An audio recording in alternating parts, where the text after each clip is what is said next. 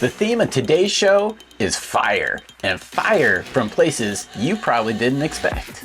Did you know some of the best genetics are being made by breeders you probably aren't familiar with?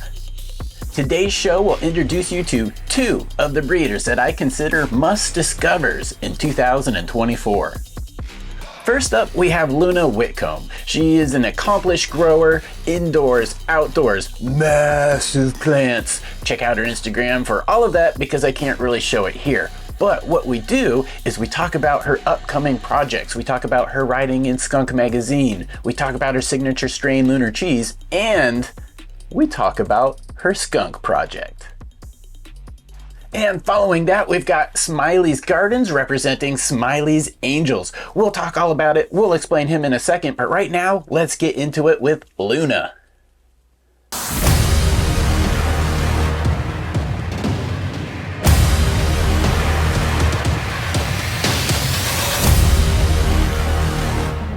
All right, we are back with another edition of the Breeding and Genetics Show, and I have got a very exciting one for you today. We've got the two to watch for 2024, and we are starting it off right here with Luna all day, Luna Whitcomb. How are you doing? Good, Chad. Thanks for having me. Yeah, absolutely, my pleasure. I've been able to catch some of your work through following you on Instagram. Been lucky enough to have a few conversations with you in the past, but also I've seen your writing and one of your strains in Skunk Magazine. Mm-hmm. Now, I believe it was the summer issue of 2023. Flipping through the pages, I picked one up at Barnes & Noble's. It was great. I was stoked to actually see a real Skunk Magazine there, so picked it up at my Barnes & Noble, so I'm flipping through it. Lunar Cheese. Now, cheese automatically catches my eye. And then Lunar Cheese, and I see Luna Whitcomb. Holy crap, that's your stuff. So can you please tell us a little about it for maybe people who aren't familiar with the Lunar Cheese? Yeah, sure. So it's a really unique cross. I just love the lineage on it. It's originally a cross of DJ Short's Blueberry on Kryptonite. They called that back in the day Blue Night, which was a really popular genetic in the Concow, Northern California area, where I first started growing and started to learn outdoor living soil practices. And that clone was super desired. It was really expensive. People didn't want to share it. And it just had this really amazing aroma, this really beautiful, like purple bract characteristic, these long trichome necks, and had a nice white, frosty look that would be considered to industry standards for like bag appeal nowadays. But with this blueberry and like kind of funky, like sour, sweet aroma, and would just obliterate you when consumed. Wow. But I was always a really big fan of cheese, right? And cheese, as most people know, is a phenotype of skunk. It was hunted through, skunk genetics back in the day, and UK cheese is what I was really fond of. I obtained these genetics from a couple different farms that I was a part of a long time ago. I think I originally obtained them like 13 years ago in that Concow area. And since then, that area has burned down. It burned down in the campfire, and the farms that I was on burned down, unfortunately. But I still feel like I have a piece of that history and that past in these genetics. I crossed the two, and I worked that line for a while. I isolated different expressions, and I bred back to the original mother, and now I have the Lunar Cheese. It's awesome. It's great that you're able to kind of preserve that history. It's, it's an older genetic, which is something that, especially today, is a little bit more valuable. But two, with the fires in those regions, in those areas, it can really wipe out libraries, and it has in the past. So cool that you're able to continue that genetic in your Lunar Cheese. Yeah, I feel really blessed and privileged to have it. I don't know if I'm the only person who has it. I don't know everyone in that area, but I do have a piece of that genetic and that history from that area inside of the Lunar Cheese cross.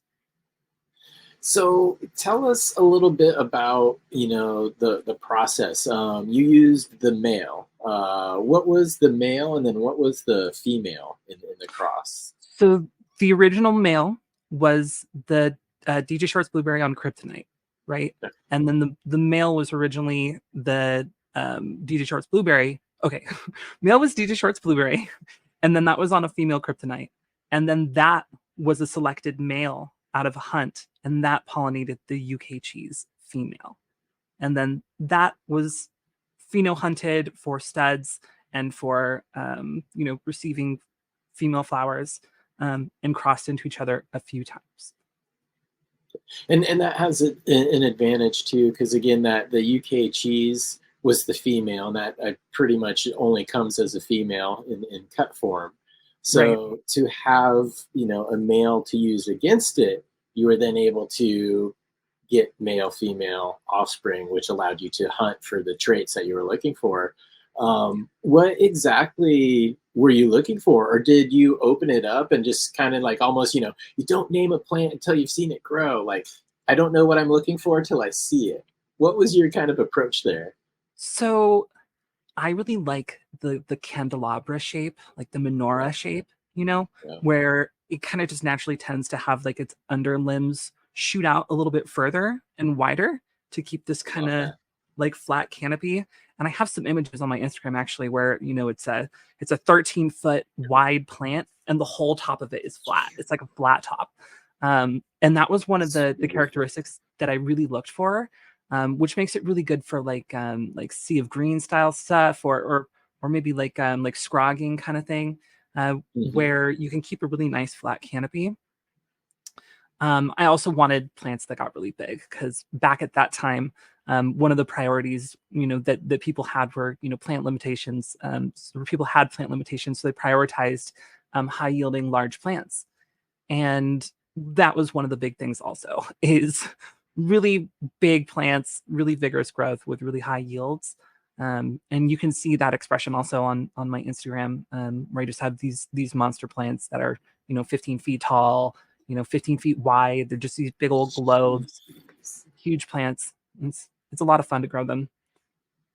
I have seen those on your Instagram, and hopefully I'll get a picture in here. But if not, everybody go check out her Instagram, which is down below in the description. But that, and I've said this on many shows, that's a life goal of mine. And I always say like Mendo plants, to grow at 15 foot wide, 15 foot tall. I don't have the ability to grow outdoors here, but that seriously is a life goal. So it's cool when I see people and meet people that actually do that and pull it off, because it's not like my 7-gallon in a tent. So I know that much. Yeah, it's a lot of fun. It's a lot of work. You got to do it once. So hopefully I get there. But you were able to, grow them out and grow them large. That makes me think too, because in Oregon, they said, okay, you can have 4 plants as an adult. But like you mentioned, didn't say how big it could be. It could be the size of a room if you want. And there was a guy, Drew West, I think it was like in the mid-90s, but he came out with like Secrets of the West Coast Growers or something. There's a book on there, and maybe I'll link that down here. But it was how to lay a plant out and just like maximize. It was, back in the, pounds per light days. Mm-hmm. So that scrogging helps. But I don't know if you've ever heard that book or saw that book, or maybe it influenced you with the big plants, because how does one acquire that knowledge? No, I don't know. I'm not familiar with that book. I don't know. I had some good mentors, some people who had much more experience than me when I was younger, in my 20s, early 20s. And they taught me a lot about breeding. They taught me a lot about cannabis genetics and how things work. And I just had people who were kind enough to show me a path. That's awesome that you were able to get some guidance, and particularly on the breeding things, to see the things that they're looking for, and year over year what the experience is, because it's not a fast process. But breeders usually have 2 main tools that you can work with, clones and seeds, and you've kind of mentioned both here. Do you see like different advantages or disadvantages to using one or the other, and maybe what would some of those be? So, I mean, we have advantages with clones by like, maintaining perfect genetics, right? By maintaining like a very consistent expression, which is obviously desired for its own reasons. Seeds, however, I prefer growing out seeds because of that taproot, especially if you want to grow like really big plants. That taproot is crucial.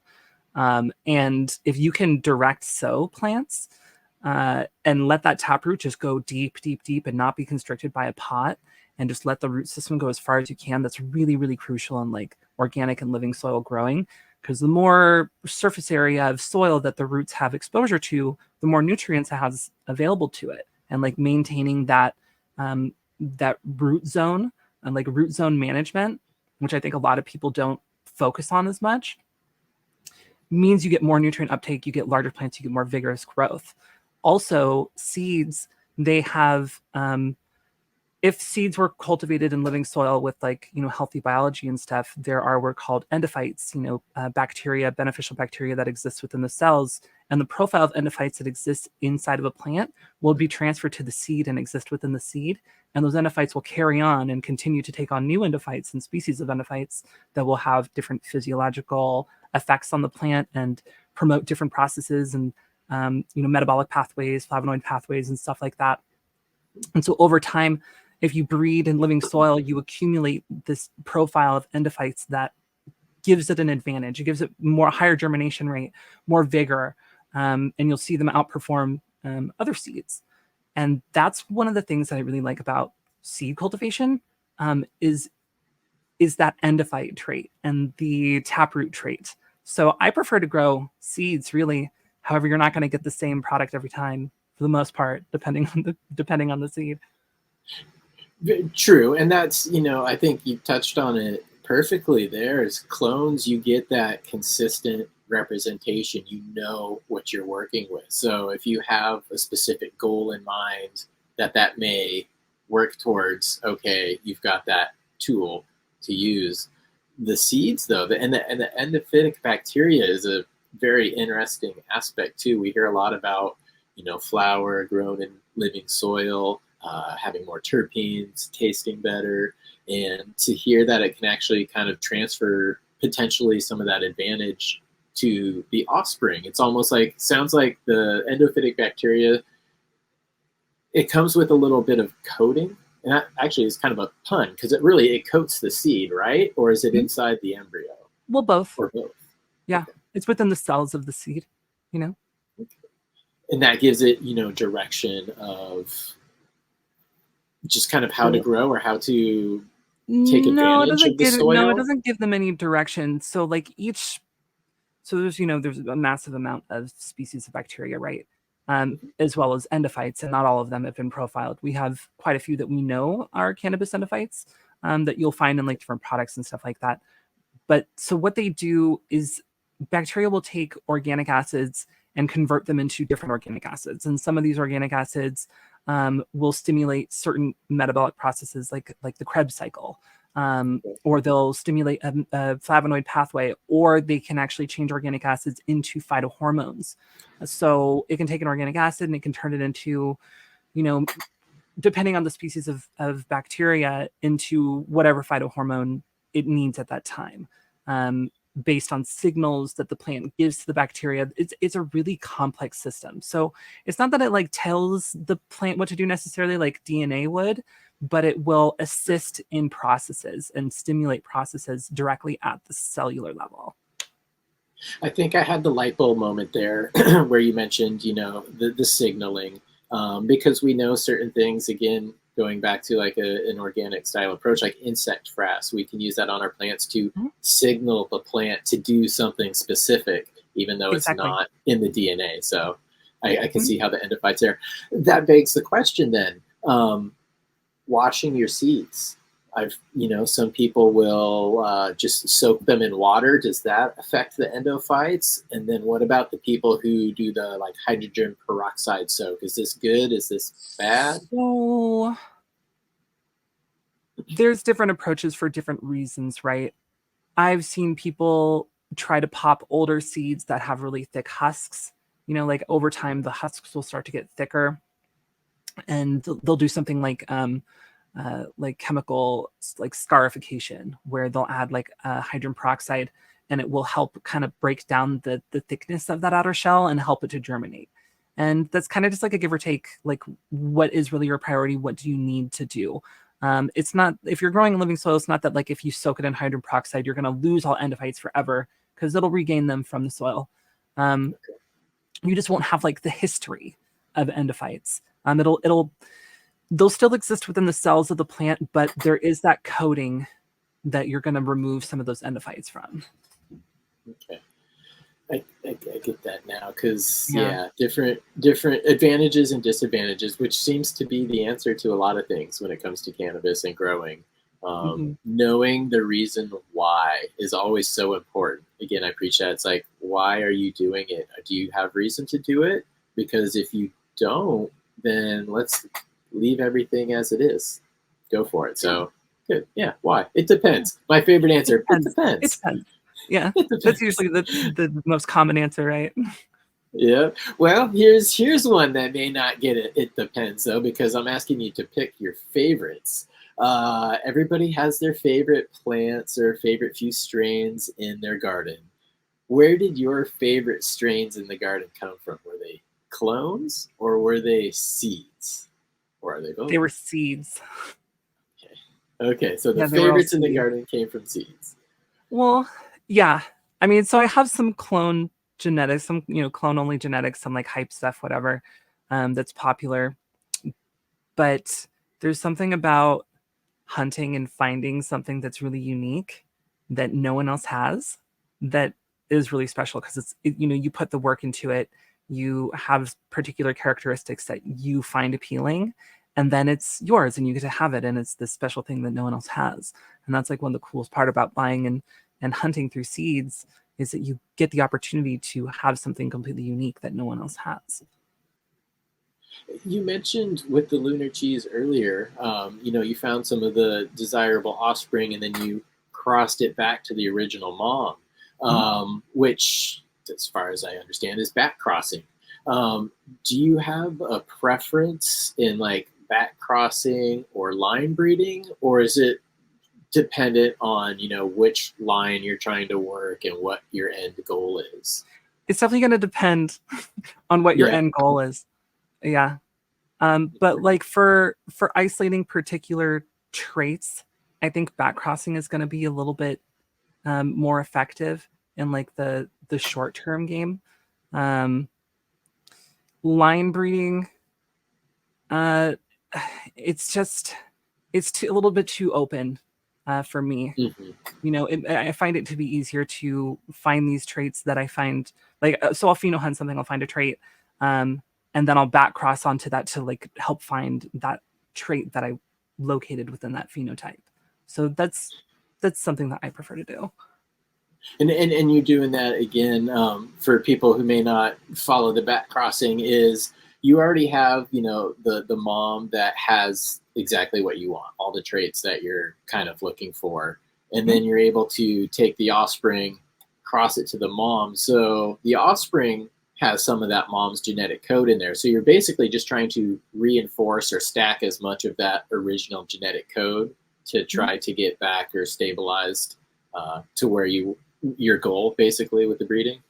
Right. And so at this point I have a clone of a stud and a clone of a mom, and I have my mother from clone, and they just keep going on to each other, and like I make new batches. So I'm not continuing the line anymore. I've gotten it to the point that I want it, and I'm just using the same ones and I'm making new batches.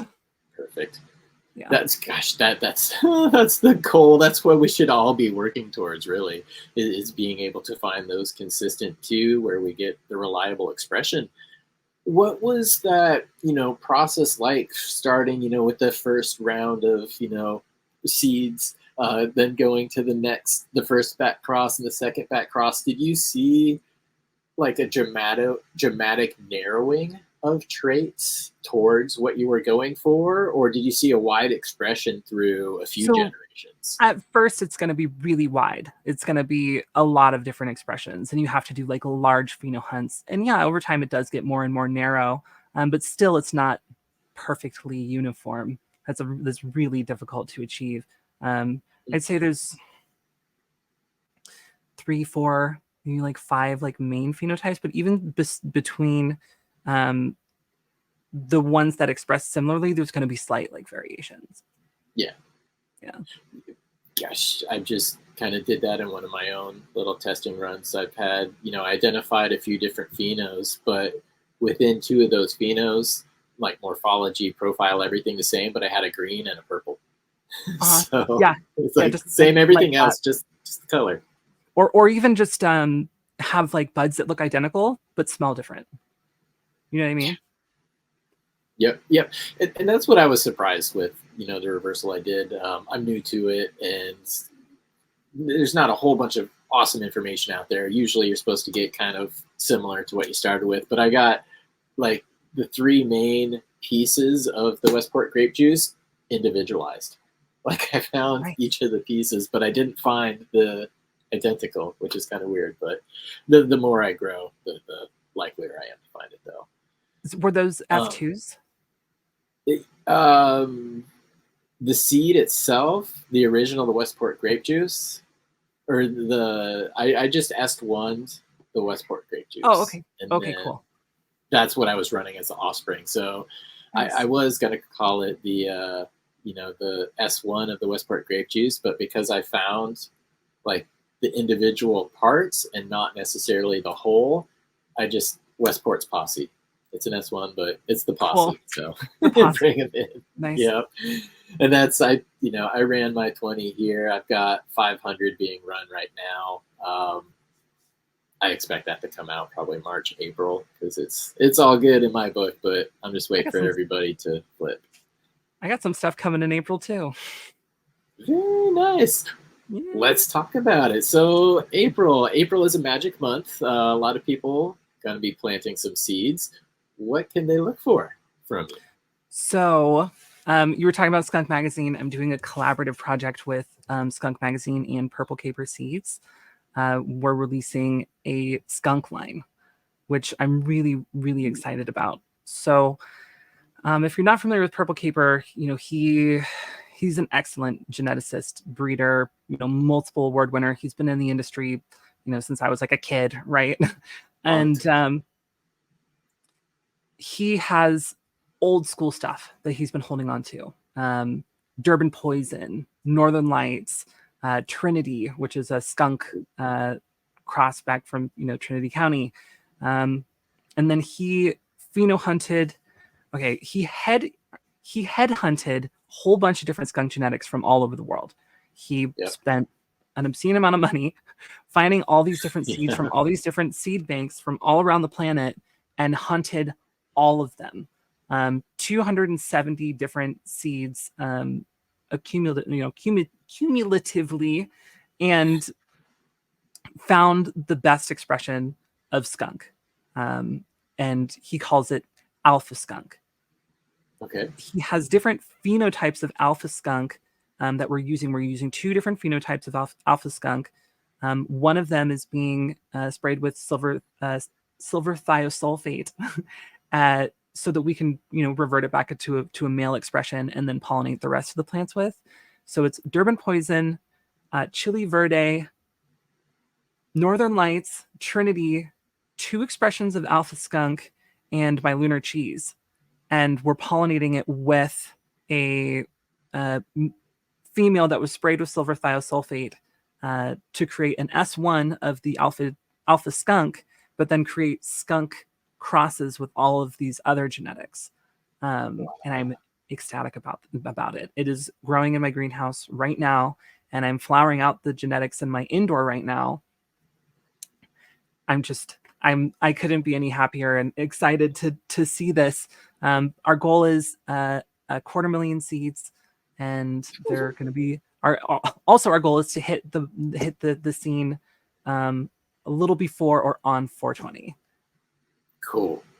And we'll get to this eventually, but also your Instagram will be down here, but we'll let people know where to look out for those. And I should You probably can watch the whole. Sorry to interrupt you. You go can watch ahead. the whole process on my Instagram. I'm documenting the whole thing, and I've been showing the tissue culture as they were grown into little plants, into mother plants, and then cloning That's for great. the plants that are going to be sprayed, and then our pollinators, and then cloning the other ones, and you get to watch the entire thing. That's freaking awesome, and I hope you're keeping a little sidebar too for Skunk Magazine, so you can do a whole write up of the process, because that's, a lot of people love the process start to finish, and that's one thing that isn't very well documented with a lot of breeding projects. Just because it takes so long, it's not just necessarily pollinating a plant and then all of a sudden you have seeds. It's you've got to run those out, you've got to select from it, so it Mhm. takes time. And you. It sounds like you collaboratively have a good head start. You know what you're working with, and you can kind of almost build a hypothesis off of those results. But skunk, we got to focus in on that. So skunk right now, okay.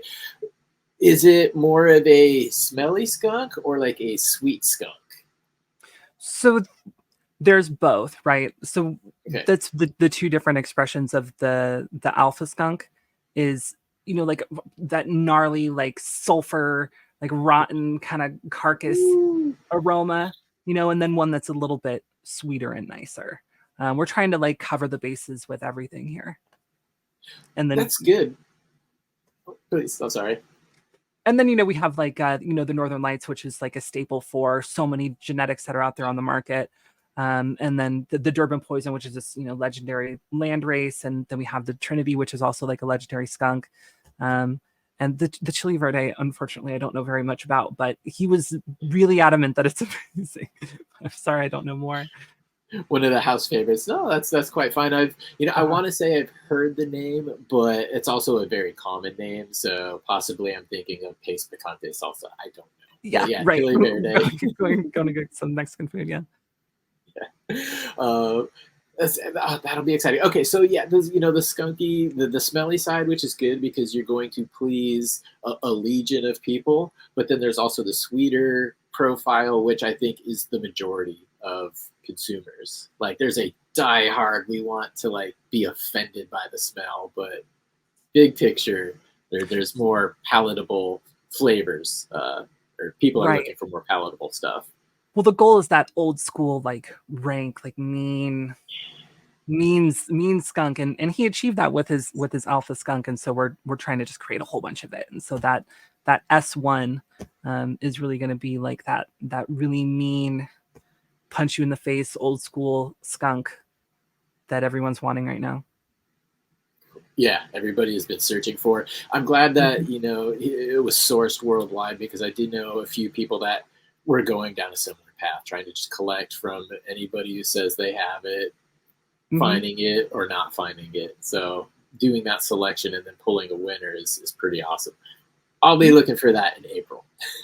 Awesome. Yep. Awesome.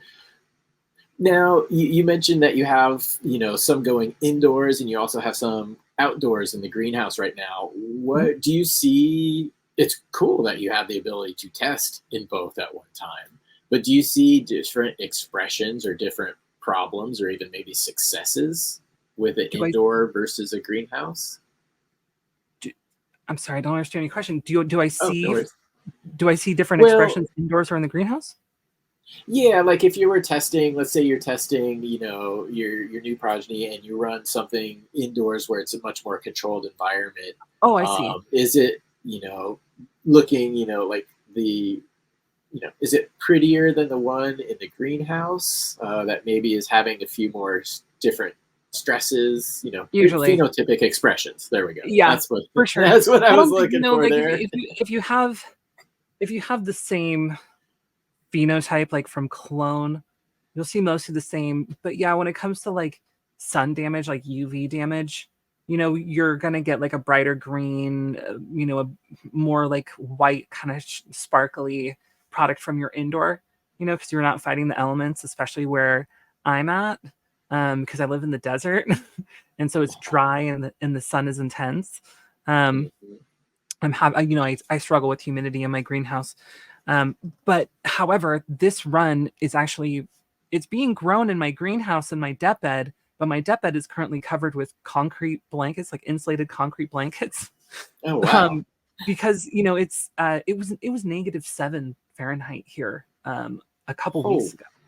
wow. And uh it snowed like a foot of snow overnight, and we were trying to plant plants.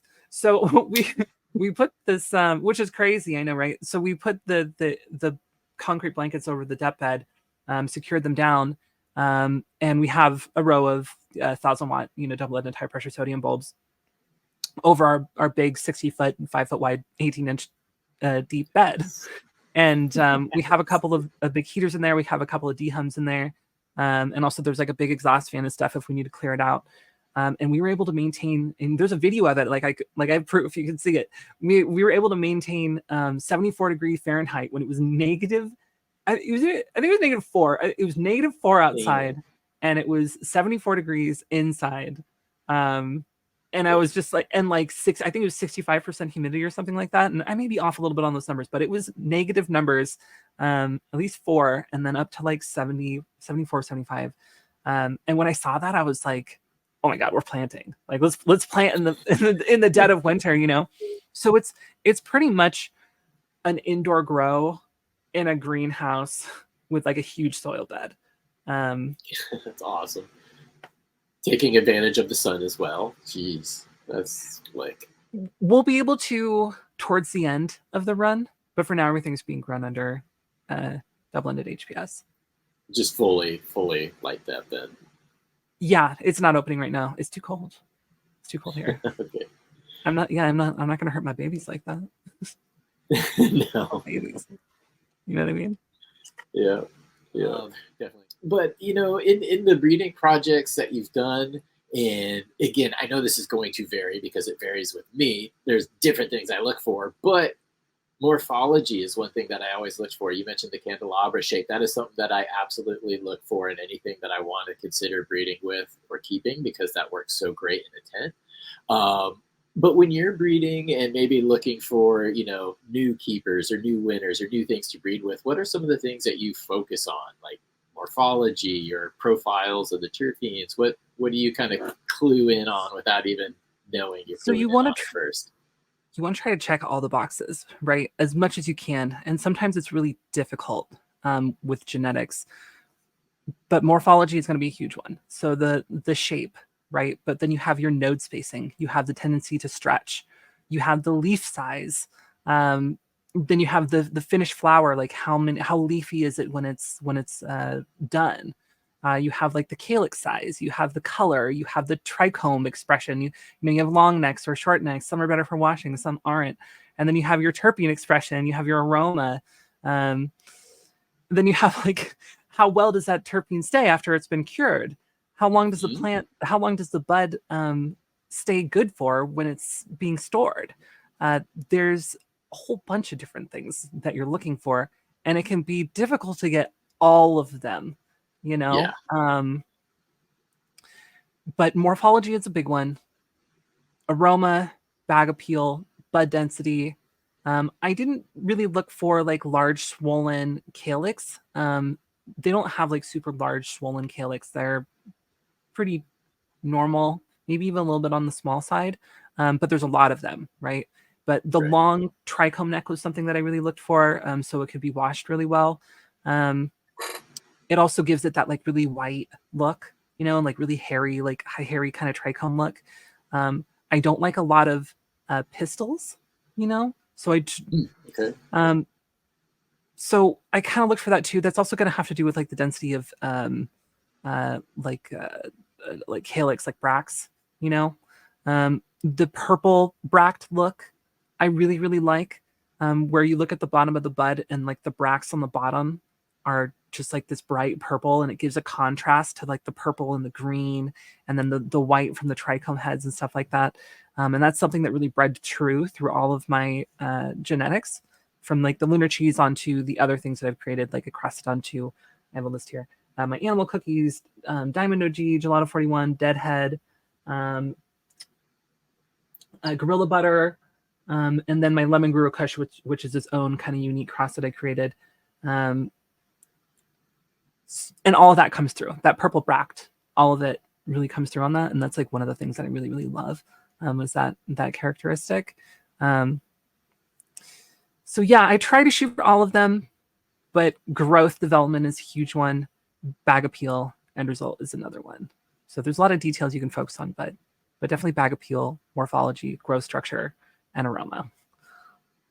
And that's a good handful to, work with. A lot of people are starting maybe just with one or two when they're starting out because they, love the way the shape is, or, they love the terpene profile. And I wish it was as easy as just, A and B combinations. But that's great that you have a handful. Yeah, I know. Wouldn't it be nice? Yeah. Yellow and blue and green. Yeah. You just get to pick them. Like, I want this. Design your bud. Maybe one day. Probably not the buds that we'd be interested in. But that, for people who are getting into this, that was an excellent laundry list of different levels of detail that you can look for in a plant, because there's infinite levels that you should go with it. And that's just the more familiar you are with your plant. And being familiar also helps you see those things like the purple bract pass through into the outcrosses. And so that's cool to see some of those features continuing to be dominant in the outcrosses, which again gives you just that predictability.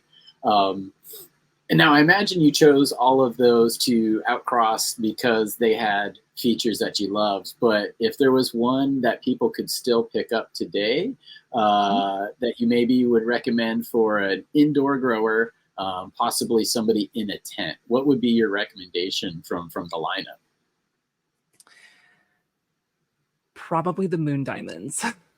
Okay. The Moon Diamonds, I have a lot of pictures of it on my Instagram. It has that purple bract. It has really nice bud development. The aroma is just this cheesy berry, like with gas undertones. And it stores really, really well. Excuse me. There's a image that I have, I think it's a video too, with a bud that's like, I think it was 11.8 grams or something like that. So it pulls good yields, has that great, candelabra shape. It gets nice and purple. And it even has this trait where the trichome neck will get purple. I don't know if people are familiar with like the macro photography. Well, you'll see, focused up on the trichome neck, and it has like this purple that's like coming through it. It has that trait, which is really, really cool. And you can get, when you wash it, you can get that like purple, that like purple wash. You know what I'm talking about? So that's one that I highly recommend, and I have a good amount of it too. I have a good amount of those seeds because it's such a heavy yielder. I have a lot of those seeds too. Right. So yeah. So that's probably the one that I'd really recommend for like tent growing and stuff. Cool. And if somebody, I guess as just a bonus question here, if somebody was starting to think about their outdoor grow for this summer, they're starting to mix their soil and start to think about digging some holes, maybe what would somebody outdoors grow in a temperate region, moderate region?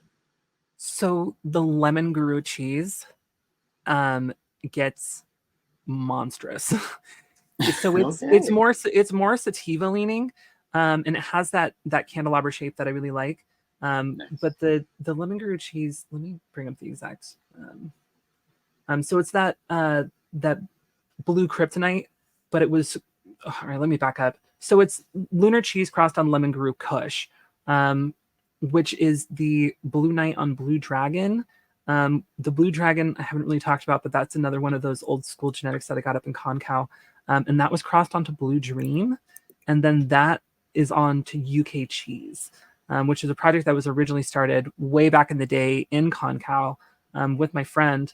So I can't take full credit for that exact part, but then it was crossed onto my Lunar Cheese, which is the Blue Night, the DJ Shorts Blueberry on Kryptonite, the Blue Night on the UK Cheese. So it has both of those kind of onto each other, but it has Blue Dream in it too, and that Blue Dragon.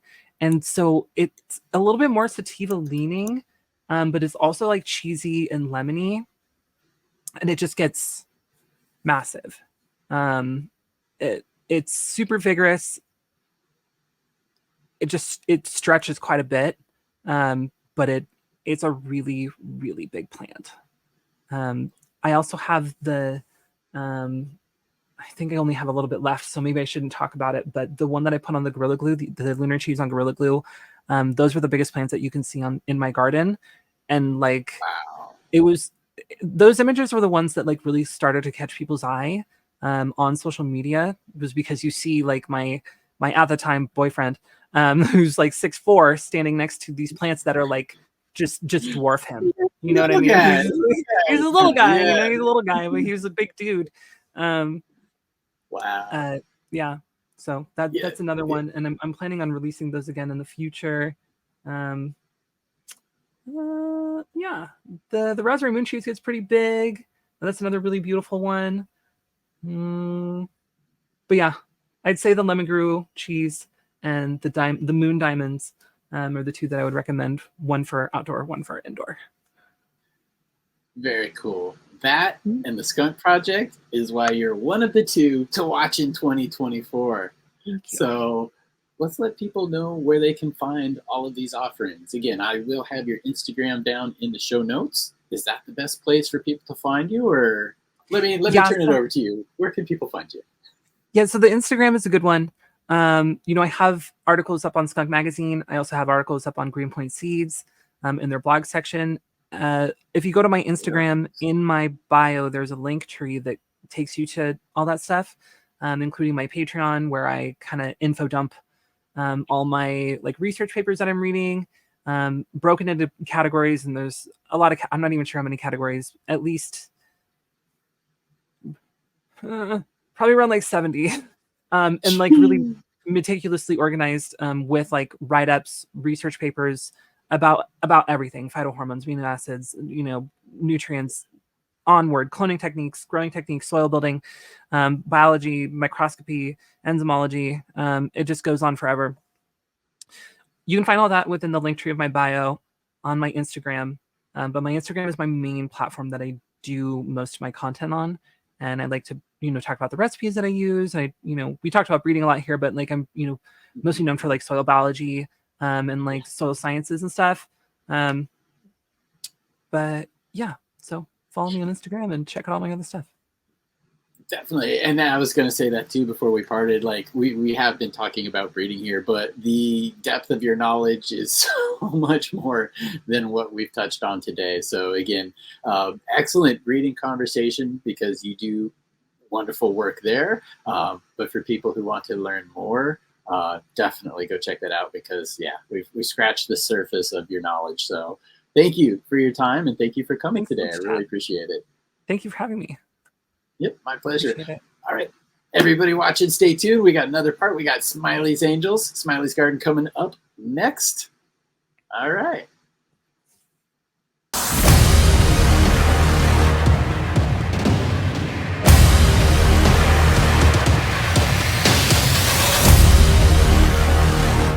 Next up, we're going to be talking to Smiley's Garden, who's an accomplished grower out of Michigan. Now, just a few months ago, he had placed third in the Sungrown Cup with one of his signature strains, MI Punch. So we're going to hear all about that. We're going to hear about his background, how he was around grows and pheno hunts before he even started doing it himself. So he started with a heads up. We're also going to be talking about seed increases and the various backgrounds of his genetics. So without further ado, let's get into it with Smiley's Gardens talking Smiley's Angels.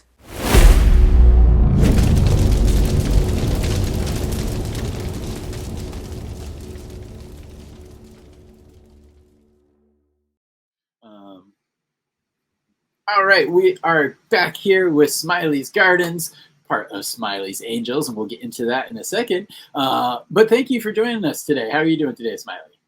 Good, man. Doing good. I'm honored to be on. Appreciate the invite. Oh, dude, absolutely my pleasure. And, you know, I've been familiar with you for, gosh, probably at least 3 years now. I want to say it was, and I absolutely know what it was. It was your organic takeover episode on the Eagles Gardens show. That I watched, just stumbled across it on YouTube, and I'm like, this guy's really smart. I like what he's doing. And I just followed you through there. And, you know, luckily for me, you know, Eagles Garden, it's a really cool place to hang out, and it's a very welcoming place. So we were able to kind of connect and meet up through there. But you know, you showed off a lot of your gardens, and you showed off a lot of the genetics there. And one thing that, you know, all good breeders need to start with is solid genetics. and you had some pretty good exposure and some pretty good strains back then. Sourcing is something that I always want to talk to people about. So maybe how did you source some of the like plants that you started with, as far as growing, where you're like, this is a keeper, maybe I should do something with this? Yeah, man.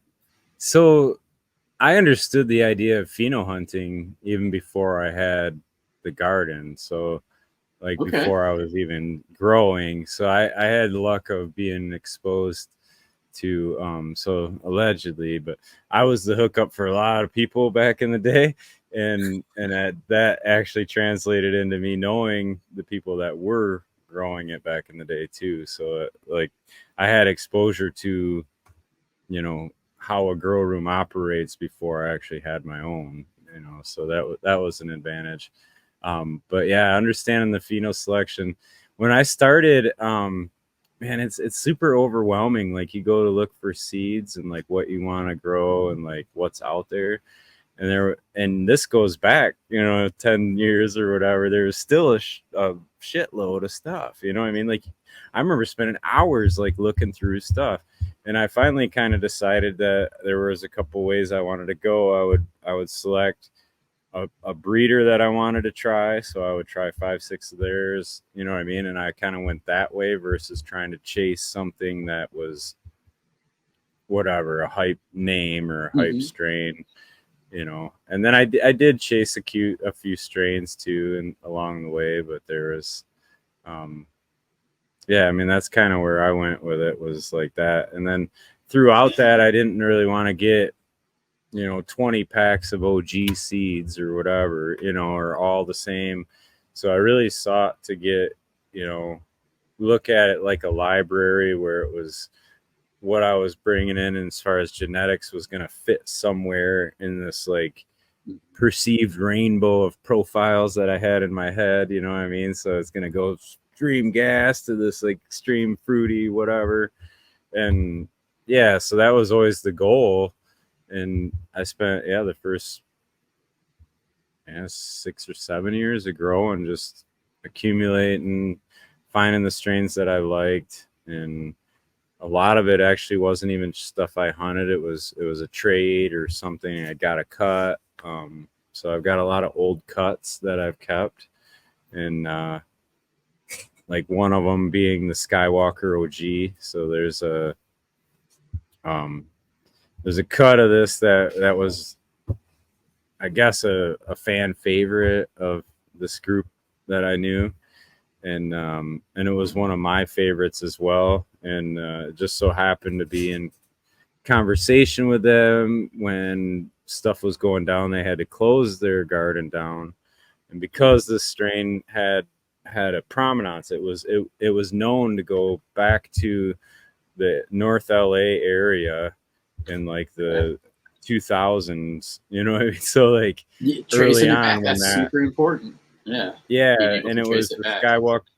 Skywalker OG Special Reserve was the title that this dispensary was selling that under, and this cut came through channels, and it was like one of those where like you can have it but you can't give it to anybody else kind of scenarios, you know what I'm saying?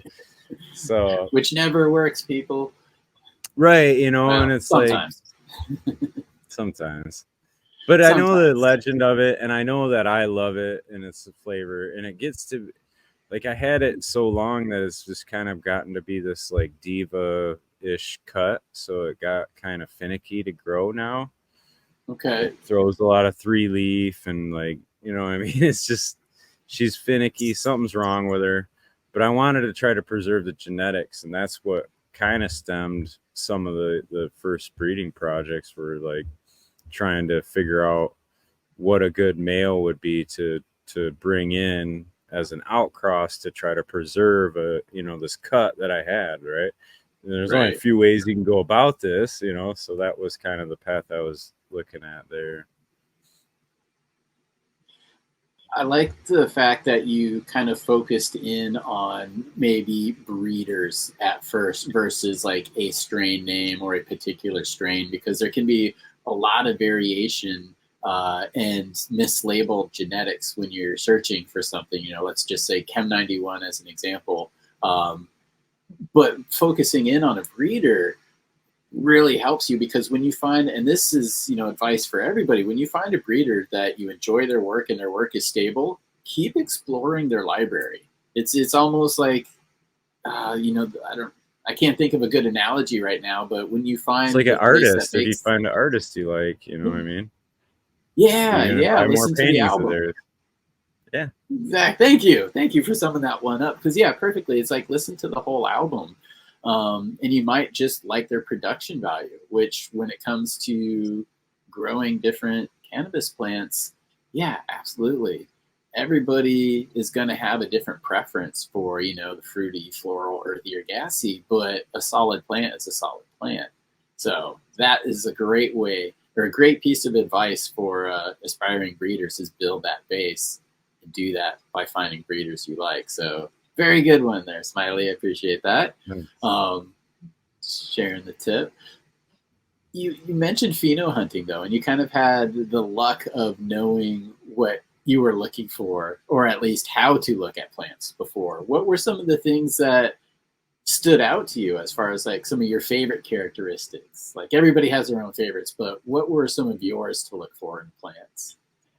Ooh. You really, I like to see them start to smell and veg, as far as like a terpene expression. So if you're trim, you know, that those have been the ones that I've found to be really standoutish anyway. You kind of can see 100%. that starting in veg, and it doesn't always pan out that way, but yeah, usually that'll carry through and they're gonna have a pretty strong profile.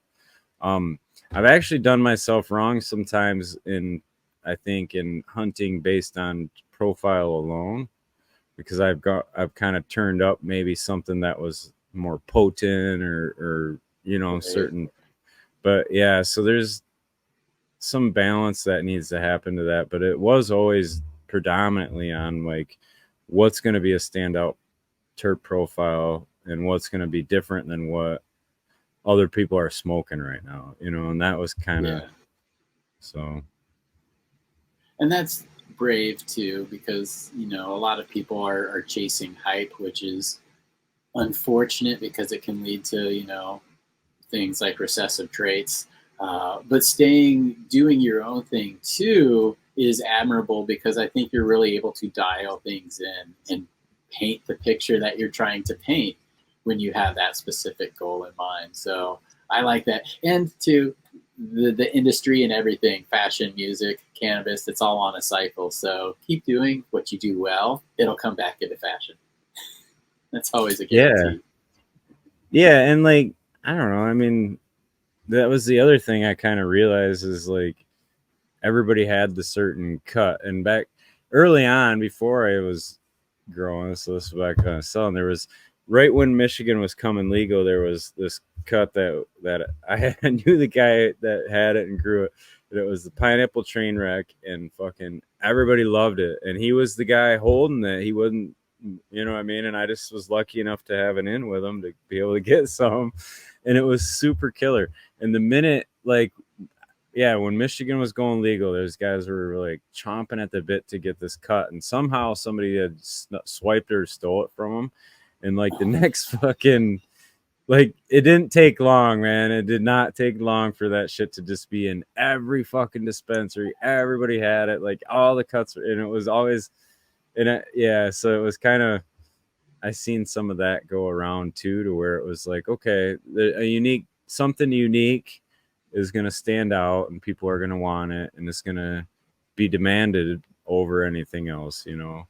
So, and then I started realizing that, you know, he wasn't any different than me. He just popped a fucking pack of seeds, you know what I mean? And he grew it. That's what he got. Like, you know, so yeah, that was just kind of the idea. And I think a lot of that drives, you know, like the F1 kind of thing is like that whole idea that you're going to possibly have, you know, the next golden ticket or whatever, the next best thing. And That's why we keep popping. That's why we keep popping seeds. And that's, too, part of it is clone. You know what you're getting, which can be great for breeding projects. But I also do want to find like my take on something, my remix of it. I don't necessarily want exactly what everybody has. I want to do it because that's in the pre-legal days, is that's why people would come to one person over the other. So they had something nobody else had. They had that pineapple train wreck. So it's like, I'm going to hit more expensive, but I'm still going over there because he's got it. So it's cool to see that come through in your breeding work and your breeding projects, because again, people want to be able to stand out, and having something different than the next guy is great. So if they can pick up a pack of your seeds and get something like that, that's a fantastic thing. Speaking of your seeds, though, I was going to start out with this, but we just started talking, which is easy to do with you. But the Sungrown Cup. Okay, so let's just start at the beginning here, right? You're a recent Cup winner. You placed third place in Michigan Sungrown Cup. Can you maybe tell us a little bit about that, starting with what strain did you enter and who entered it? Yeah. So the Sungrown Cup was is Country Roots and Lime Rising Farm set that up, and then Dutch Blooms. So the idea was they wanted to have outdoor grown as in Michigan, but other states can enter too. But it's outdoor grown is kind of the sun grown is the idea. And I had put out some. So I had been working this purple punch that. So Tiki Madman is from Michigan, and right when we were early on growing, and we were at it, I was at an event, and he was with State Genetics at the time. They had a little booth set up. I ended up snagging Purple Punch from him, and it was pheno that he hunted though. So he had packs of this and multiple packs of it that he hunted down. So it's not necessarily the Purple Punch everybody's had. It's his selected one, which is really flavorful. And he did an amazing job. It's super frosty, nice tight nug. It's really flavorful. So I started working a back cross. Like I did an out cross and then a back cross, and then took the back cross and went back to the female to make the back cross too. And that was what we were growing outdoor. We ended up naming it Michigan Punch or MI Punch. And so it's just kind of a quick name to put together. But yeah, that was what we had put into the cup. But it had us a really nice, I guess, quote unquote, purple flavor to it. And it's, got a really nice structure to it. So that sounds rad. So you were able to breed it, and then you grew it outdoors, and you grew it yourself outdoors. Was this from your plants? Yep.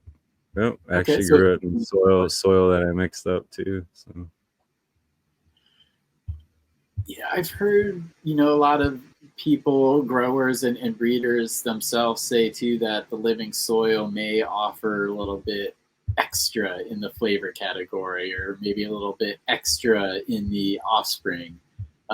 Is that something that you would kind of subscribe to? I know there's no way. Well, yeah. Is that something that you kind of prove or accept as well?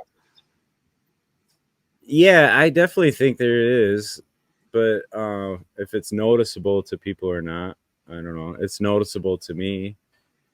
That's why I've kind of chosen to grow this way. I mean, I started out growing in cocoa and house and garden, and I was doing the whole thing, like HPS lights, the whole bit. But then I have a buddy that would always show up, and it's like, I don't know, you probably had that experience in school where, like, if you had a killer bag of weed, the first thing you wanted to do is be like calling your buddies, dude, check this shit out, man. Like, look at this.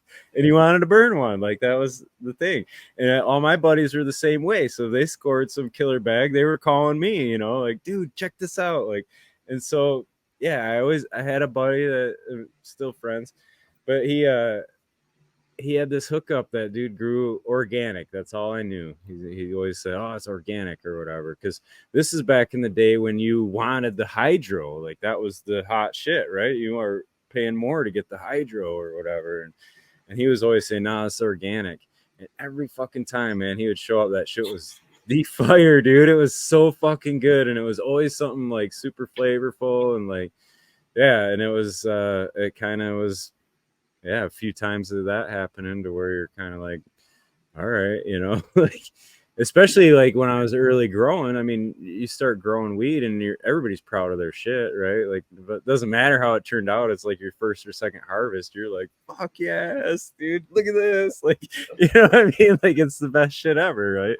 But so yeah, after a few times of that, I tried getting it better and dialing it in, and then kind of migrated to nectar, and then boom, ended up doing mixing of soil and living soil, and can't go back now. Right. once you go sip, you never slip. Heyo. Is that a new t-shirt idea? I just came up with that, but yeah, that's a freaking t-shirt right there. Oh shoot! So let's go back to maybe some of the early days when you were starting to grow and you're just starting to try to accumulate genetics. Now I'm sure there's a wealth of seeds you have. You can't pop them all. If you can, let me know because I'll send you some. But early on, where did bag seeds? Was bag seeds everything with you, or how did you maybe access the first seeds?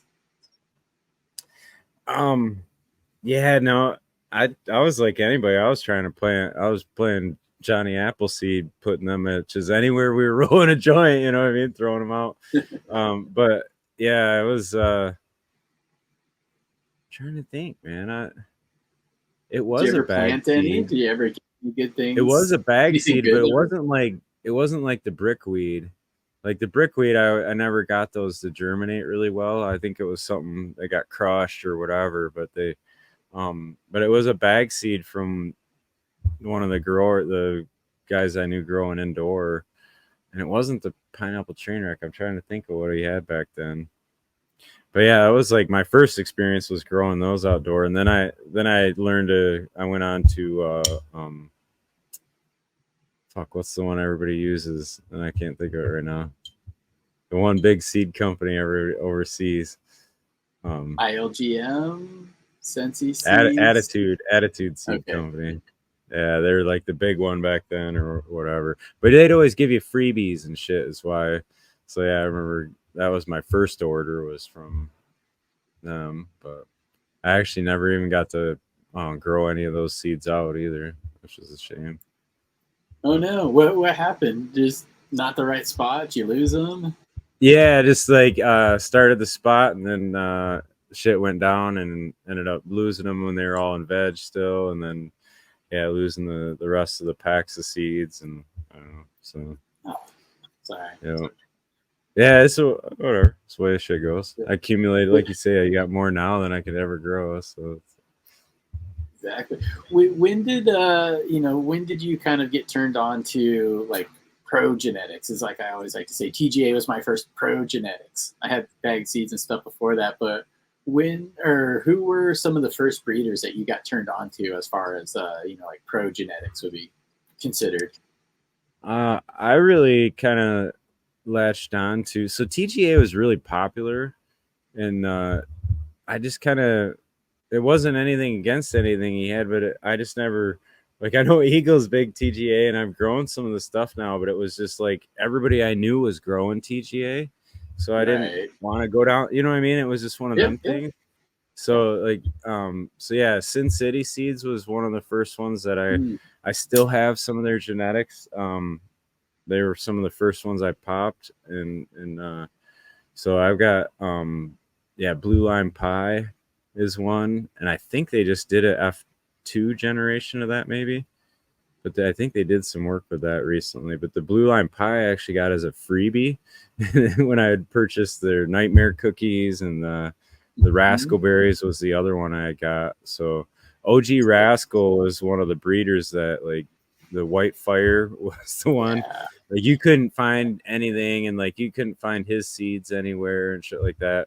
And Sin City had done some work with his White Strawberry cut, and that was the Rascal Berries, and that was just whatever reason, that's what I grabbed. But it's it's probably one of the top cuts of my library anyway, as far as like ones people like, and like really is a head turner. It's got a nice berry sour kind of flavor to it, and it's really noticeable. It comes through really good in the smoke. It's one that lasts all the way down to the end. But yeah, so I've almost lost it a few times, and so my wife now, but girlfriend then, said she was gonna dump me if I lost this, and like all kidding, but yeah. Yeah, no pressure though. So, right. That's funny. The one clone that I've taken in the past like 10, 15 years now was Purple Punch for my wife. Like she absolutely loved that. And we were doing a little honeymoon action down in Oregon, and there was they'll sell clones at dispensaries. It was from Archive. Archive is from Portland anyway, so we're like, okay, pretty much going to be the real thing. But that was the last cut that I picked up, and that's cool that you were working with it as well. When it comes to clones, though, because you've brought some into the garden, are there any precautions that you take when you bring a new clone in from unknown sources? Are there some I should take? Yeah, probably. Oh. Are there some that I do take?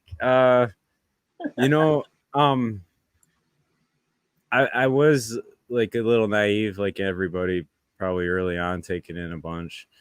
So I've been handed a dome that had multiple different cuts, and we're like, here, these are all our favorites.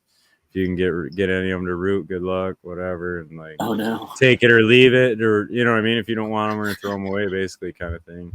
So oh, no. yeah, I've gotten a few cuts that way. That was kind of how I came about the Ghost OG. I had an alien cut from that too, but it didn't work out so well for my garden. So, and then but yeah, I mean, you should probably clean them. You should probably inspect them for bugs, keep them in a quarantine or whatever. I just never had the space for that. And I do a pretty regular IPM treatment now. So like my viewpoint on it was like, I'm bringing them into my treatment. They're getting dealt with, whatever it is anyway. I don't know. I mean, it's just kind of, there probably is a lot more steps, but I don't really take in a lot of cuts anymore. And I'm careful in who I'm getting them from or whatever it is. So yeah.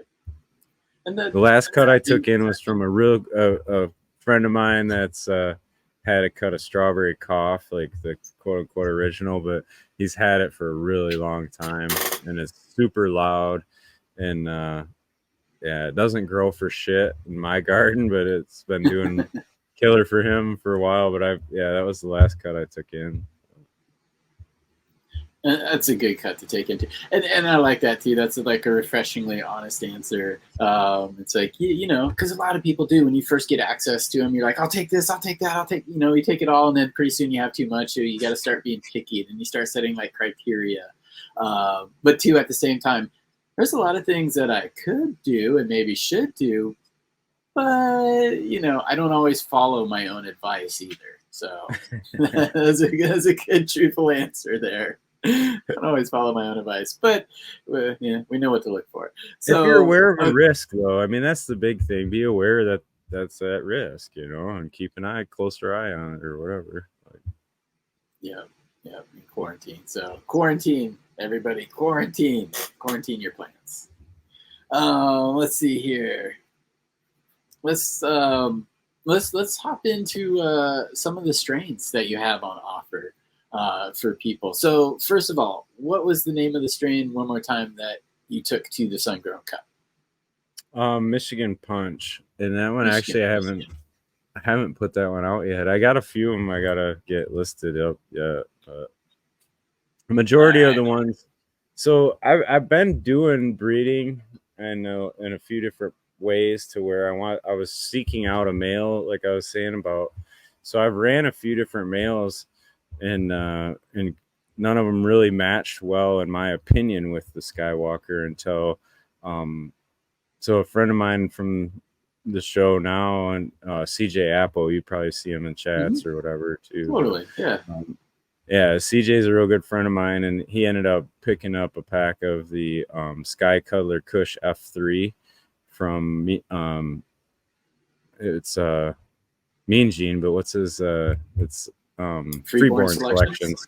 Yeah. So he had a pack of that he wasn't going to be able to grow out, and he asked if I would pop them, and yeah, so I ended up running that and talking. I ended up talking with Mean Gene. He's really awesome at responding online. Like, I didn't think he would, you know what I mean? I was just shooting it out there. Hey, Right. a friend gave me these. What do you think? But he actually responded with a lot of info about them. And I told him what I was looking to do. And he was like, that's going to be a pretty good male for that. And kind of gave me some tips on what to look for in a male from it. So yeah, that was the original line, was the Sky Cuddler Kush F3. So I ran that to the Skywalker OG, which is the Cloud Cuddler. And then I've now gotten a back cross that this year I'm planning to do the back cross too, hopefully, and hopefully kind of stabilize that Skywalker line. What are you looking for in that, as far as like what trait or traits are you trying to stabilize? What would you like to see it be? I want the flavor profile and the potency of the cut that I got, because there's not a lot like it, and that's trying to think in my head, but it's got almost this like minty kind of profile to it that's like very unique. So yeah, that's not something that I see a lot of, minty. I've experienced a few, but few and far between. So that would be cool. And is it, when you're doing these crosses, and you said you're going to try to do another back cross to, again, kind of stack the genes, try to get them in there as much as possible to express that. Is it an expression that you're seeing widely, or is it almost like a recessive trait? Like you'll see it in a few, and then you pull those and then you work with those? Well, so it wasn't necessarily the dominant, and that was part of the problem in the first couple males that I ran, was the high punch, or God, now I'm trying to think here. It doesn't sound, it's the high punch is the result. Now I'm drawing a blank on the male. The max stomper. No, that don't sound right either. That don't sound right either. Now I gotta look at my notes.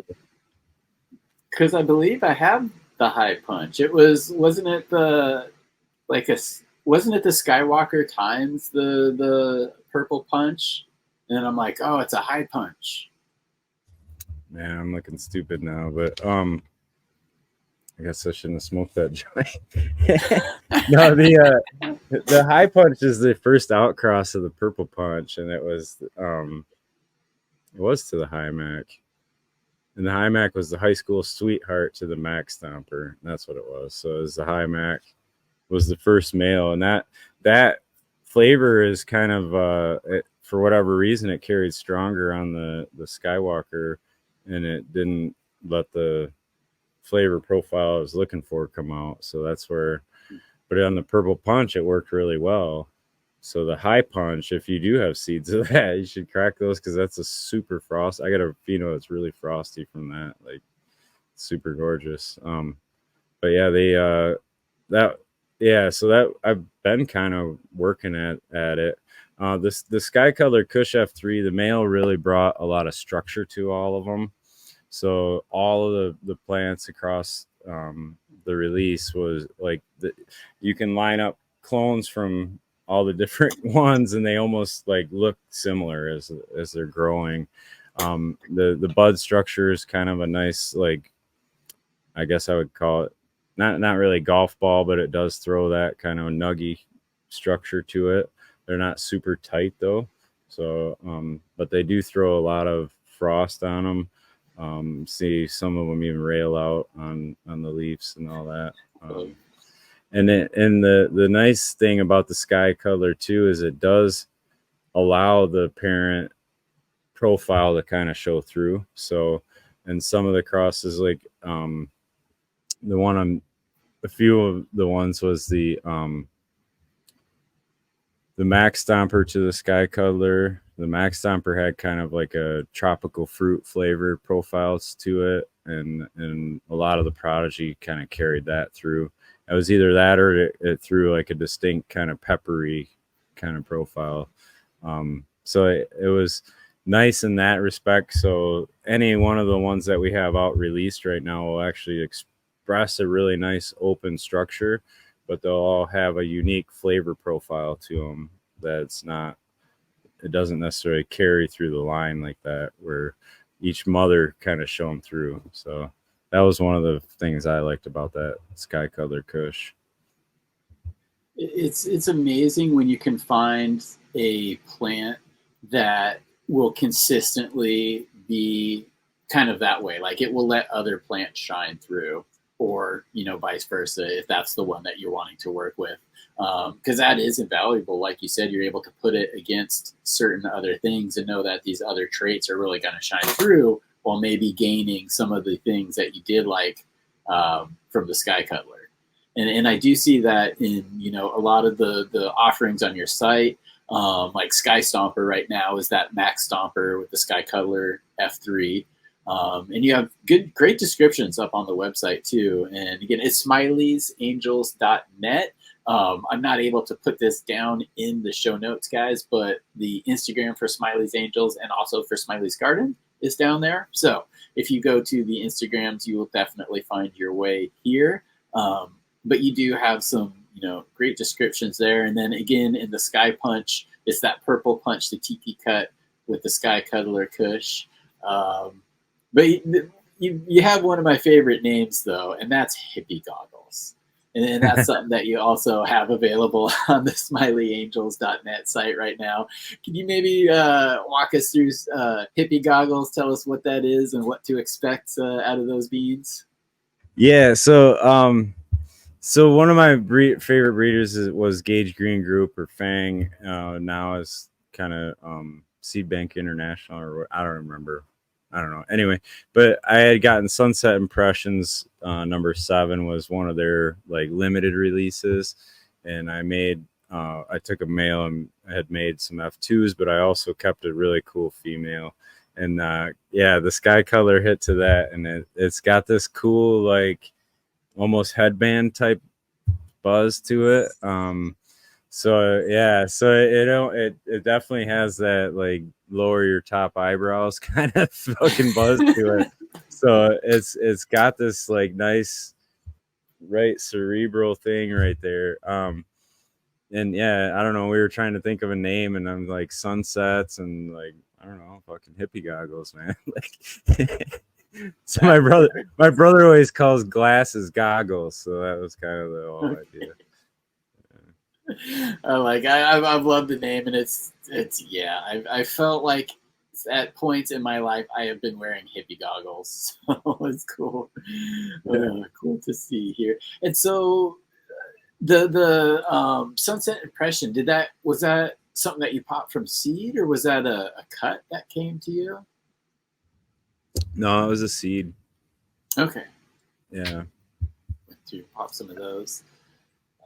I actually did. I'm well, like I said, I made some F2s of it because so like Gage Green Group's not, I mean, they've been around for a while. They're one of the top breeders for a long time.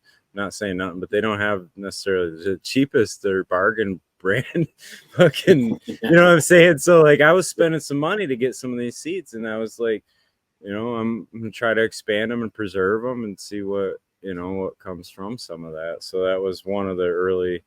I actually got some of those F2s I've been considering trying to work through. It's just a matter of time. But yeah, that's one of my favorites out of the line, probably, was that Hippie Goggle. And then I really like the Ghost OG. I really like the kind of heavy, flavor of that. So the Burnside was another one of mine that was kind of a favorite. It's super potent. It's kind of, yeah. That tends to come with kind of like a OG-ish kind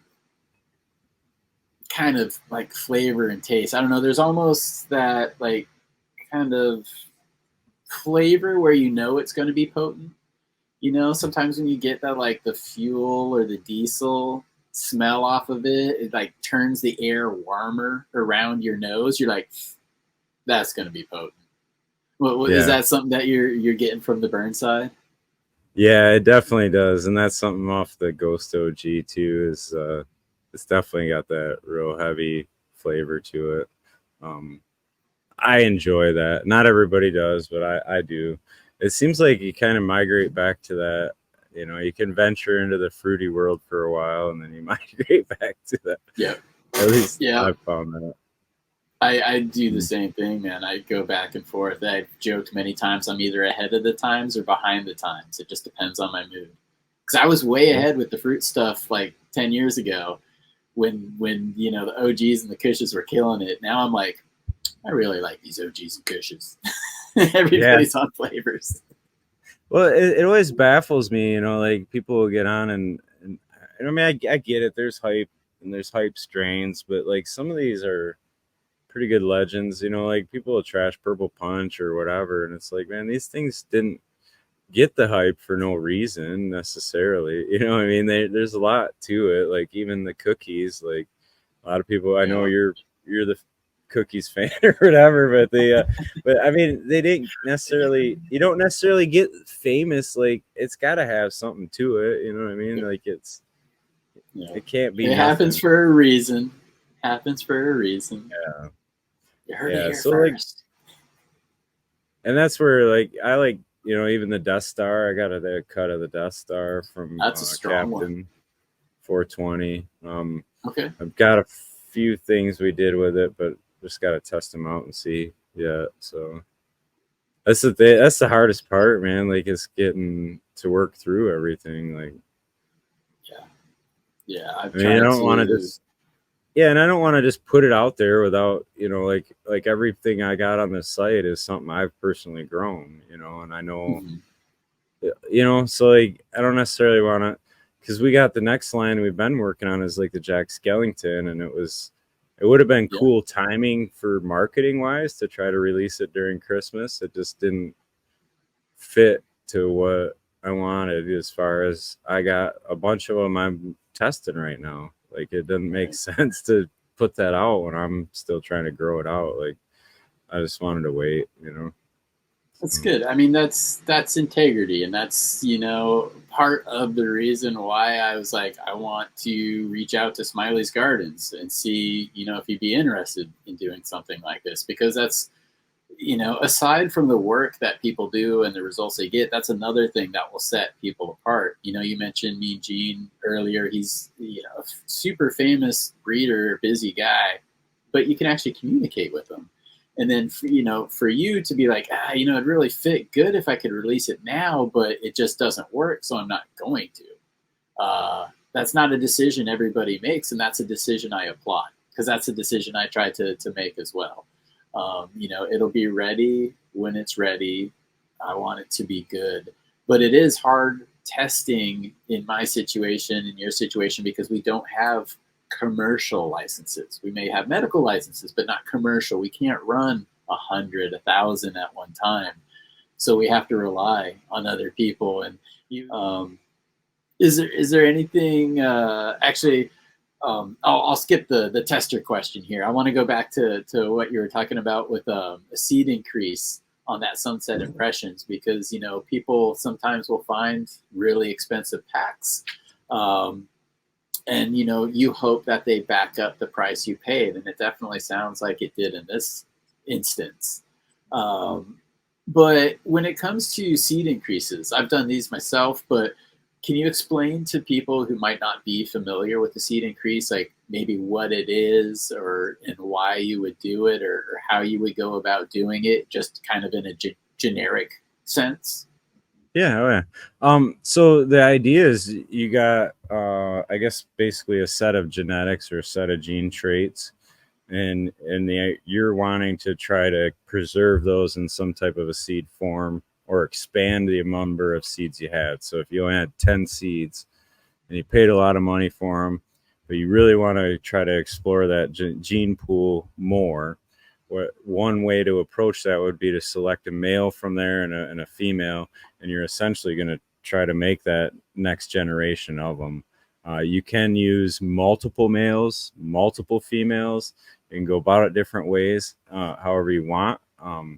I did select down in some cases, and I did leave multiples in other cases. It just depended on what was going to work out there. But yeah, there's a few different ways to go about it. But you don't have to grow a big plant. You don't have to throw a bunch of pollen. You can grow real little clones of it and just have whatever you want. If you wanted to have a couple hundred seeds for yourself, or you wanted to have a couple thousand, you can just grow a little bigger plant. Like, it's literally that simple. But yeah, I was spending the money on it. That was kind of the thought, is I wanted to try to explore down that gene pool a little more.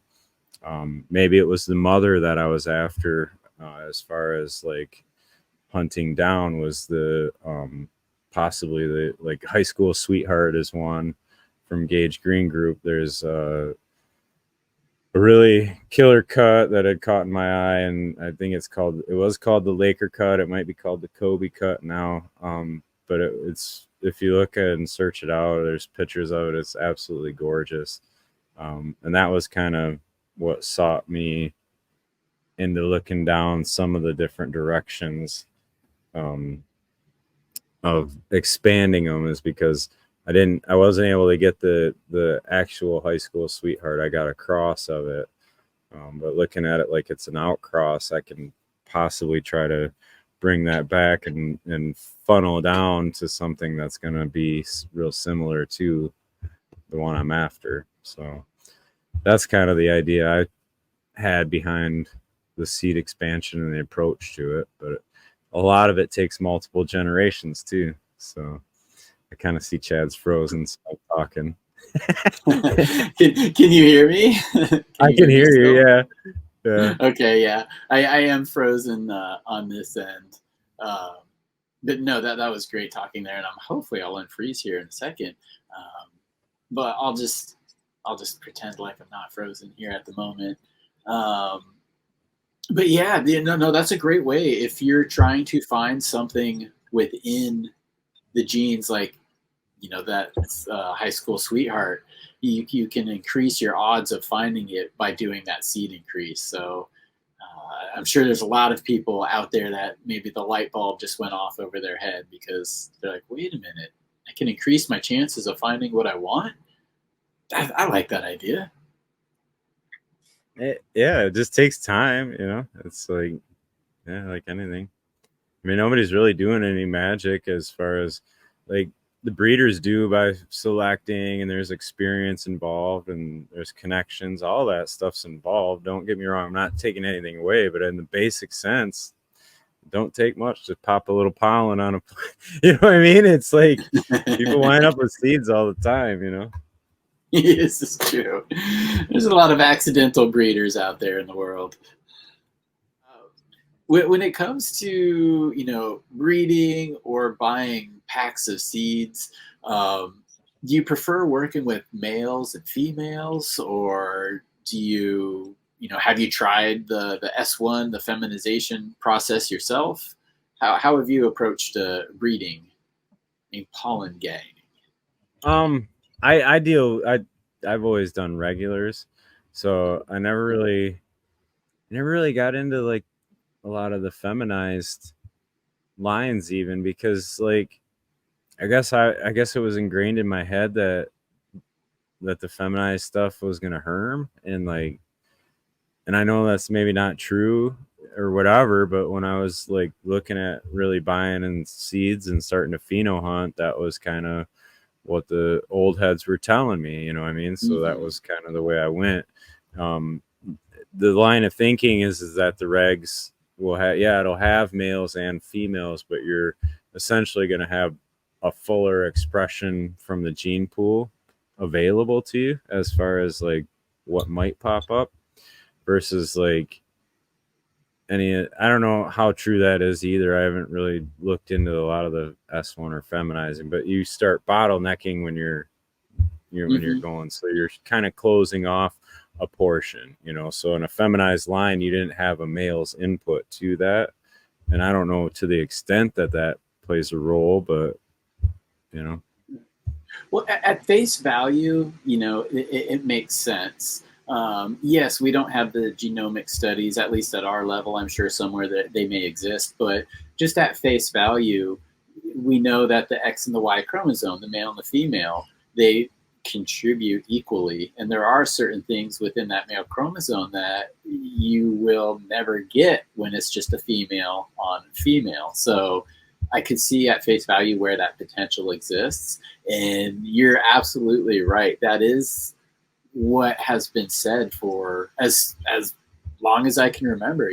Femmes, they can lead to more herms, and I think we've gotten better as time has gone by as far as the techniques we use, the chemicals we use to get reversals done. Before, a lot of the earliest femmes were really just like light leak stresses. Like, we stressed it out, we hermed it. Now it's done hormonally through the chemicals, but I haven't run enough to really defend it one way or the other. I've probably run maybe 10 packs or less of feminized seeds. I've always been regular because that's what I've had access to. So I don't have enough data yet, but that is one thing that we hear time and time again is femmes will lead to herms.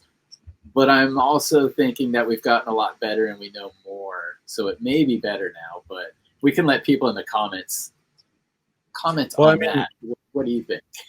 There's a lot more going on too now than what was necessarily back in the day, because guys are taking, say a cut of whatever and reversing it. So now you have this pollen from this reverse cut, and they'll hit it to all, multiple different cuts, not necessarily an S1. So you may have a feminized version that's a cross between two genetics too. So it's kind of opened up a lot in the game as far as, how they're making the feminized seed too. So I think a lot of those, the silver sulfate sprays and stuff like that, where they're getting them to reverse, maybe early on wasn't necessarily the technique. So, and I don't know, maybe people just had a hermed one and bada bing, I got feminized seeds, but I don't know.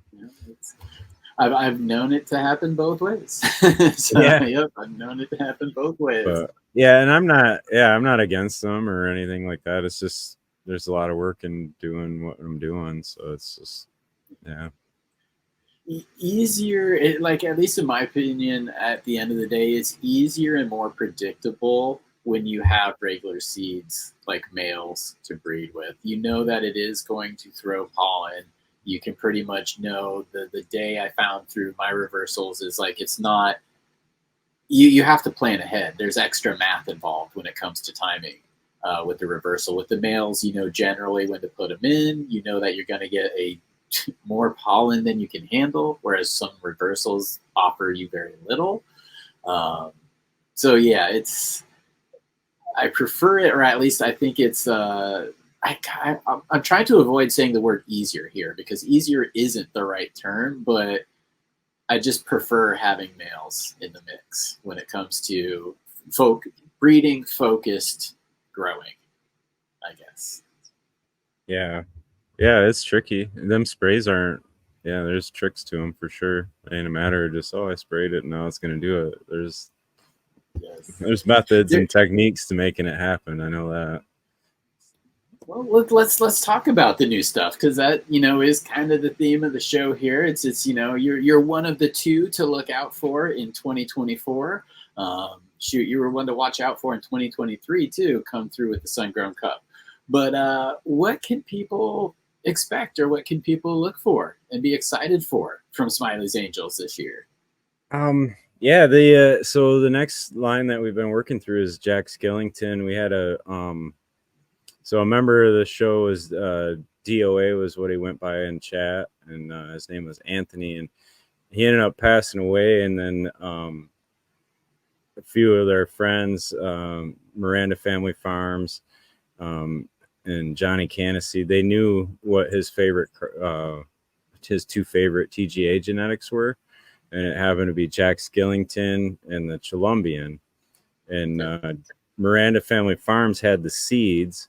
So he ended up sending them out to Eagle, and we grew out to make So basically I selected the Jack Skellington. So I had a female and a male, and I gave the male to I gave my female to Eagle, and he did the same with the Colombian, and he gave me his Colombian selection of a female. And then we both ran the male and made the DOA cross, which is free. I hand that out.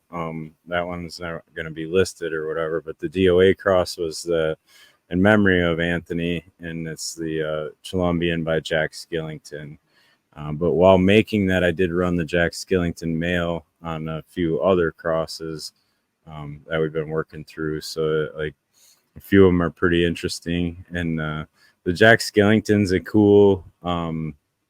And Subcool's description of it was it's violently potent, and that's been my experience with it too.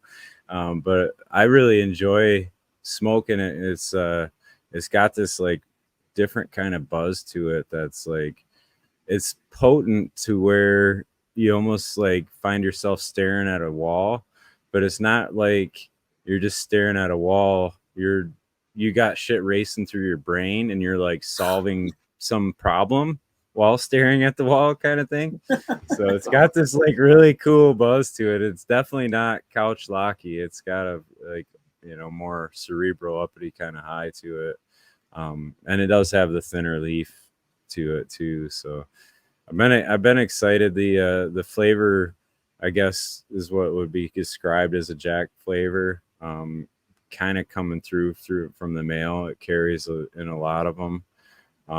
But it does have a nice mix what I've been finding with the females. So it adds a nice kind of, like I said, it's got this different kind of buzz to it. So like I hit it to the Gorilla Glue 4, and some of the ones I've tried off from that have got a really cool, unique buzz even yet now too, with the mix of some of the glue in there. So it's been a cool line. That one too, the structure of the male kind of came through. It definitely has really tight internodal spacing. It's almost kind of a pain in the ass like that, where you're like, dude, like there's like, a half inch. Yeah, it's like a half inch trying to grow the next branch and shit. Like gets really tight on some of them. So a few of them have been pretty tall and kind of really vigorous growing, but the majority of them have been that tight internode, and like but they've been some interesting flavors coming out of it. So that pretty excited for the lineup. I've been working through them, and I'm on my last set of them right now. So I'm going to be harvesting coming up here in the next week or so, and then those will be going into flower. So yeah, we should be worked through the testing phase, and hopefully everything goes good there. We can get them out there. But because it's Jack Skellington, we kind of went with the Nightmare Before Christmas line of like naming some of them. So yeah, so that's why Christmas would have been perfect, like it would have been. But yeah, well, maybe we'll wait. I don't necessarily want to wait till next Christmas, but yeah, I don't have to. Christmas, Stoner's Christmas is 420, so why not just roll with that, right? Yeah. It's the Stoner's Christmas. Well, that's cool, and I'm glad that you're getting a good test run in as well before putting them out. So, and that was the Jack Skellington and Colombian mix, correct?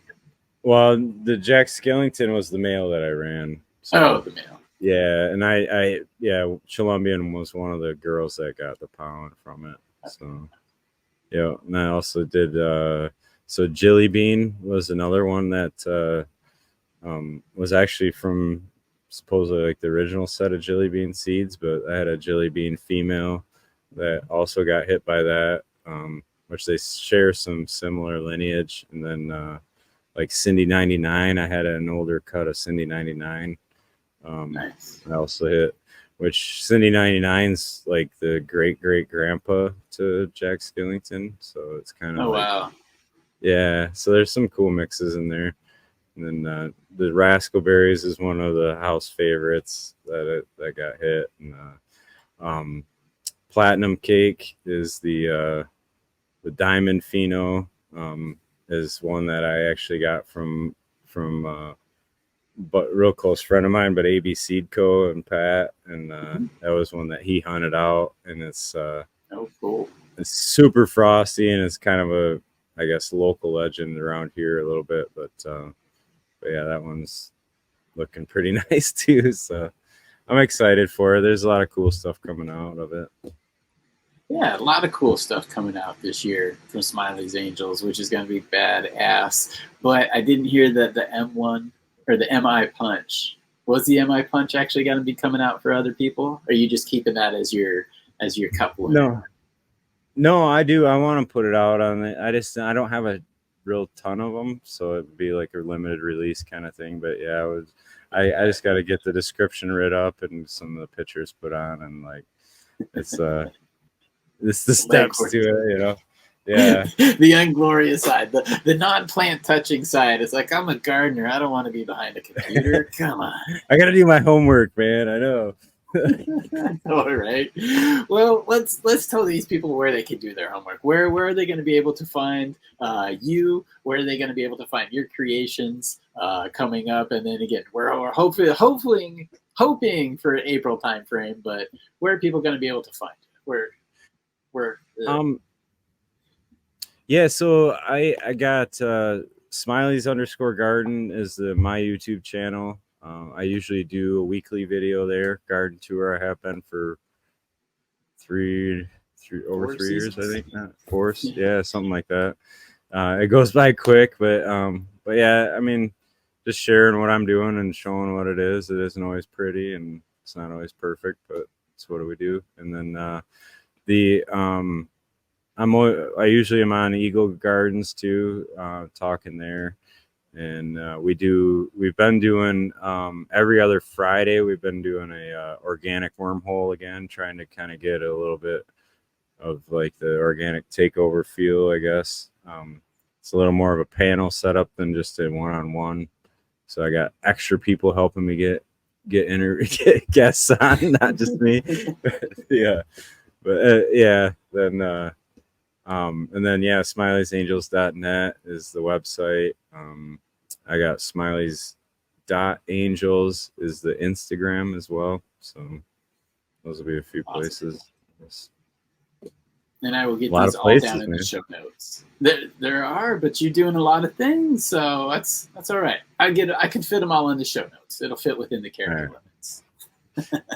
Yeah, no, I appreciate it, man. It's a big honor to be on, Chad. I know you've been doing a lot of work online too, and getting around a lot of places, and got a lot of people following you. So it's a big honor to be on with you. So thank you, man. I appreciate that, and again, I appreciate you being an inspiration for me continually. And thank you for making the time, because I can't remember the last time we've got to sit and talk for just an hour ourselves about gardening and life and all other things that aren't in the recorded version. So I appreciate that, man. Oh yeah. Yep. All right, people, stay tuned. A little bit more to come in this episode.